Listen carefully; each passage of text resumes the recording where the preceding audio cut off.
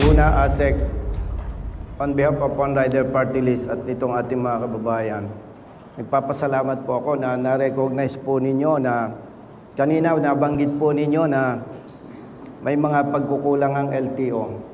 Totoo po, malaki ang ambag ng LTO sa problemang ito. Pero, paglilinaw lamang, kamakailan lang umupo si ASEC.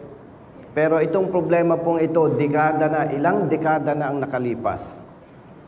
Hindi na natin kailangang magsisihan pa. Marami na ang namatay ng mga nagdaang administrations. Ang maganda lang nito, nandito si ASEC, gusto niyang ma-address itong issue at bukas yung kanyang opisina. Siya lang yung madalas mag-conduct ng ganitong hearings, consultations, pag may issue. So, malaki talaga ang ambag ng LTO sa problemang ito. Why? Alam ng taong bayan, during the past administrations, basta may pera ka, wala kang alam, pwede kang magkalisensya. Dahil dyan sa issue na yan, marami sa ating mga babayan hindi alam na kapag bumili ka pala ng second-hand na sasakyan, dapat mayroon kang original ORCR. Marami pong motorista, mga bumili ng second-hand na sasakyan, walang kopya ng original ORCR. Xerox lang. Bakit po, ASEC? Nag-assume ng balance. Yung kaibigan niya kasama sa trabaho, kaya pala ibinenta yung motorsiklo, hindi na nakakahulog. Ipinasa. Now, nabayaran. So, wala siyang original ORCR. ASEC, merong mga kababayan tayo dyan, bumili ng second-hand na sasakyan, hindi valid yung ID ng vendor. So, hindi mo maitransact yung transfer of ownership. Pag hindi valid ang ID ng vendor, ang ina-advise ng LTO personnel, isama yung vendor. Hindi na nga malocate, umuwi na ng Mindanao eh. Yung bagong owner ng sasakyan, pupunta ng LTO. Dala yung deed of sale, dala yung photocopies ng valid ID. Sasabihin ng LTO, Mr. De La Cruz, ang mother file ng nabili mong sasakyan sa Davao. Nandito ka sa Quezon City. Kailangan ng confirmation of registration. ASEC, inaabot ito ng ilang months. So, yung punto ng confirmation, ASEC, with all due respect, hindi yun responsibilidad ng new vehicle owner. Sa ordinaryong manggagawa, ASEC, hindi yan a-absent paulit-ulit para mag-follow up ng confirmation. Pagbalik niya, maybe after 1 month, 2 months, lumabas ang confirmation. Sasabihin ng bagong car owner, LTO, ito na po ang documents ko. Pag ni-review, sir, expired ang HPG clearance mo. ASEC, sa maliit na manggagawa, kahit yan ay 200 or 300 pesos lang, mabigat po yan. Ang mga ordinaryong manggagawa, ASEC, parang soft drink na Coke. Kung hindi zero, eksakto. Speaking of HPG clearance, pwede po kayang malaman, ASEC, sa kaibigan natin, kay General Segon, instead of 1 week validity, is it possible na gawin po natin 1 month man lamang? General Segon, sir.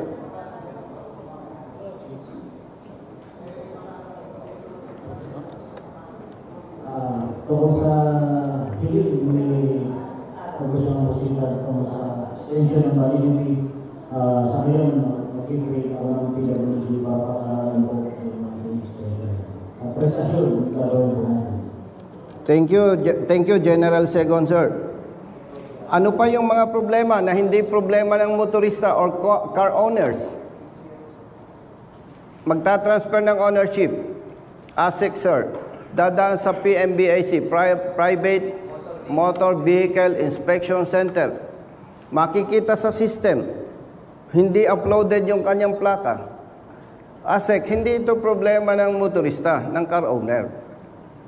Sa ordinaryong manggagawa, hindi ganun yung kadali. A-absent siya, pupunta sa LTO, and honestly, ASEC, matagal ng sakit ito. Hindi lamang sa LTO, yung mga suplado, masusungit, masama ang ugali. Yan ay public knowledge yan. So, yung pag-upload ng plate number ASEC, hindi yun problema dapat ng motorista. Katulad ng confirmation. Yun po, dapat mabigyan ng attention. Ano pa po yung problema? Si Juan pupunta sa LTO, District Office. Kompleto na yung documents. Pag nakita nung processor ng LTO personnel, Mr. De La Cruz, hindi valid yung insurance mo. Sa iba ka kumuha, may insurance kami dyan. So, totoo po yan, ASEC. Dapat yan, kalabas po tayo ng memo na walang ganon. No? Yung ordinaryong manggagawa, ASEC, wala yung kakayahan na magreklamo. Aalis yan, kakamot ng ulo. Kasi 200, 300, 500 pesos, malaking halaga yan, ASEC, sa ordinaryong manggagawa. Ano pa? Kulang yung documents. Nire-require ng LTO, ipresenta yung may-ari, patay na ASEC. Ewan ko kung may espiritista pa ngayon. Alam ko, wala na eh. Para, kung may espiritista, kukuha ng somebody, tatawagan yung kaluluwa nung namatay, sasapi, para mawitnessan. Yes, na talagang siya ay, nabenta niya talaga yung sasakyan niya. So, ano pa? May binebenta yung barkada sa kanila dahil hindi naman nakapag-aral, kaperasong papel lang. Okay na. Kailangan ng notaryadong deed of sale. Hindi ka naman makapagpanotaryo kung wala yung both parties, vendor and vendee. Sa Quiapo, pwede. Pwede yan.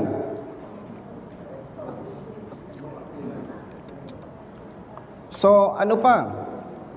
Binili ni Juan ang sasakyan ni Pedro. Halimbawa po, ASEC kotse. Okay naman ang transaksyon. Nung itatransfer na, dadaan sa HPG na discover. Nagpalit pala siya ng engine. Problema yon, ASEC. May mga requirements yan. Hindi po pwede yan. Kailangan may sales invoice, kailangan may certification kung sino yung authorized company or registered business company or auto shop na siya yung nagpalit ng engine sa kanya pinagawa. Ano pa, ASEC? Change color. Bumili ako, hindi ko alam. Yung palang dating may-ari, nag-change color. So, mabigat para sa ordinaryong manggagawa. Another gastos na naman yan. Change body design. Nagpalit. Itinaas yung siding. Naglagay pa ng top load. So, problema yan, ASEC.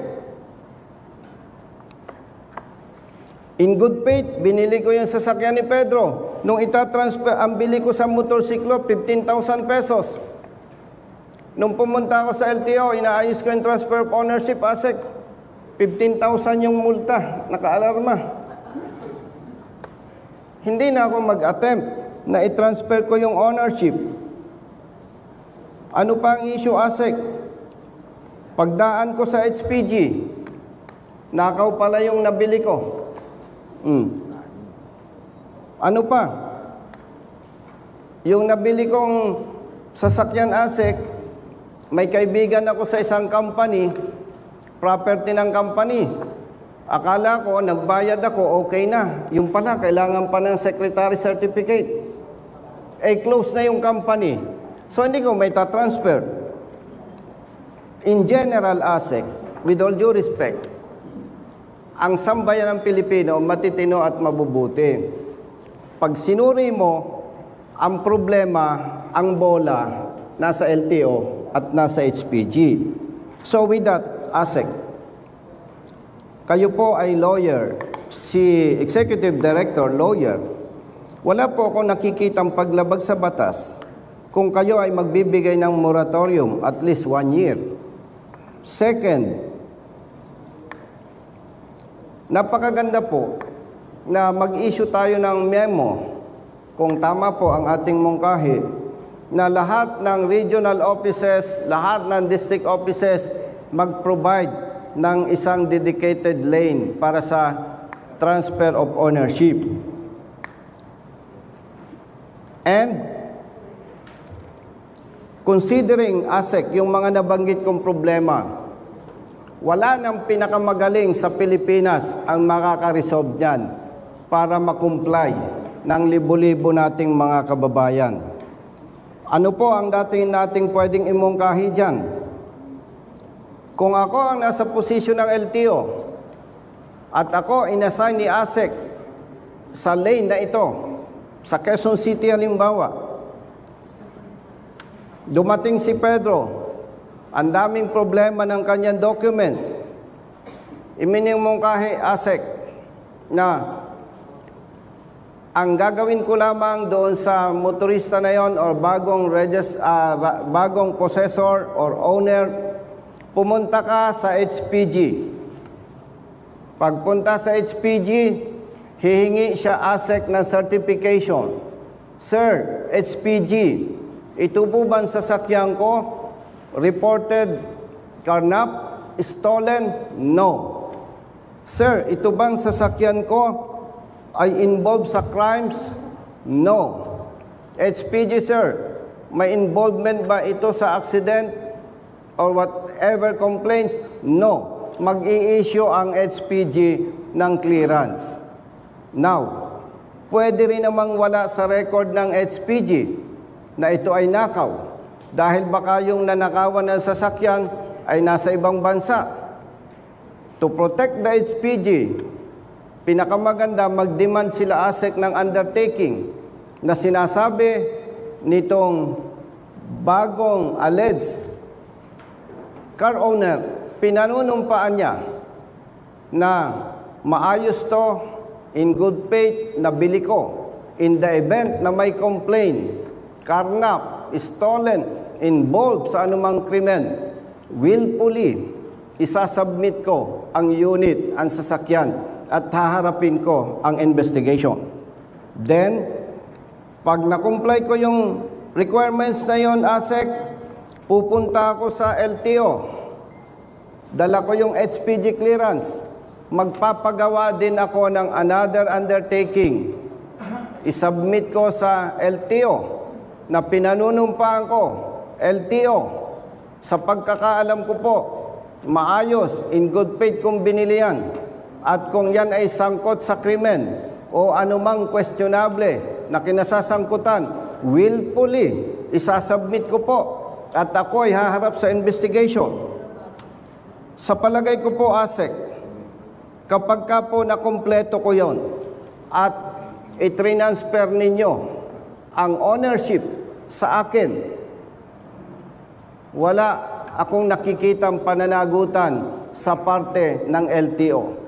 Ibig sabihin po, maililipat ninyo yung ownership sa pangalan ko. Pero kapag may lumutang na complainant, LTO, bakit ninyo nirehistro? Ay nakaw yan. Lalabas ang may kasalanan pa, yung claimant. Why? Hindi ka nag-report sa PNP. Okay, wag na tayong magsisihan. Sige, submit mo yung report. Then, isasubmit ng LTO sa HPG, which is the proper authority to conduct investigation. Mag-iimbestiga ang HPG. Ipapatawag si Juan de la Cruz. Hindi pwedeng tumanggi si Juan de la Cruz dahil meron siyang affidavit of undertaking. So with that, ASEC, naniniwala po ako kapag ginawa natin yan legally, maayos ang lahat. Then after nung ibinigay po ninyo halimbawa na moratorium, effective 2026, lahat ng transfer of ownership within 5 days dapat ma-report ng seller. Within 20 days dapat may transfer of ownership. I think ASEC yung gustong i-implement base sa batas na 20,000 pesos, wala akong nakikitang dahilan na may magrereklamo. Why? Ibinigay na po ninyo lahat ng magandang solusyon. At walang sino man ang pwedeng magreklamo. ASEC, LTO, bakit ang laki ng multa? Pambihira ka naman. Inayos na namin lahat ng problema at in-announce natin sa taong bayan. Anong dahilan? Ibig sabihin, kung akong tatanungin, hindi mahalagang usapin ASEC dyan ang multa, provided ma-resolve muna natin yung malaking problema bago po tayo magpataw ng malaking multa sa ating mga kababayan. And one thing for sure, ASEC, walang magrereklamo kapag ka po yan ay inadapt at in-implement po natin.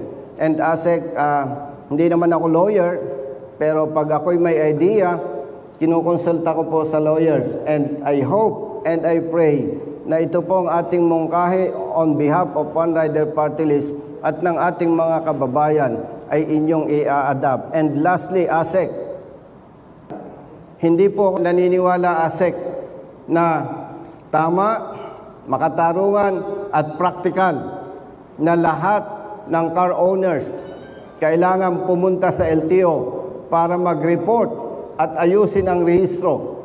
Why? May legal documents eh. Kunwari, ako, isang congressman, inutusan ko yung aking driver, i-renew mo yung rehistro ng kotse ko. May documents eh. Bakit kailangan mag-report pa ako sa LTO? O, real talk tayo. With all due respect, ASEC, unsolicited advice, huwag tayong maglabas ng memo na hindi po natin kayang ipatupad. Why? Halimbawa, ni-require natin ang bawat car owner na kailangan personally mag-report sa LTO. Real talk. Pumunta yung driver ni Senator. Halimbawa, kaya bang sabihin ng LTO, Mr. De La Cruz, kay Senator pala ito eh, pa-reportin mo dito si Senator. Hindi gagawin yan ng ating tao. Anong pwedeng gagawin dyan? Sige Brad, ako nang bahala. Hindi tama. Why? Pag pala ang may-ari, Senator, LTO nang bahala. Kapag tricycle driver, hindi pwede. So lalabas dyan yung korupsyon. Baka naman. On behalf of One Rider Party List at nung ating mga kaibigan na naniniwala, mangyari po, i-consider po ninyo yung aming recommendation at huwag obligahin na ang mga may-ari ng sasakyan siya mismo magre-report. Mapapahiya po ang LTO dyan sapagkat hindi po ninyo kayang i-implement yan. Paginhawahin natin ang buhay ng ating mga kababayan.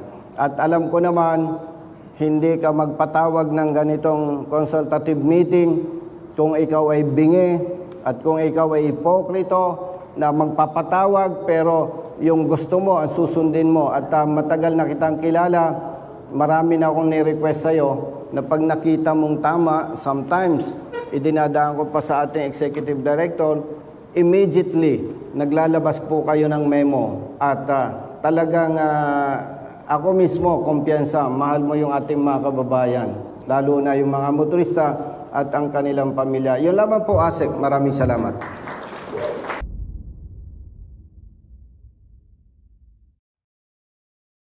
Thanks for diving into the world of curiosity with us here at Curiosity Vaults.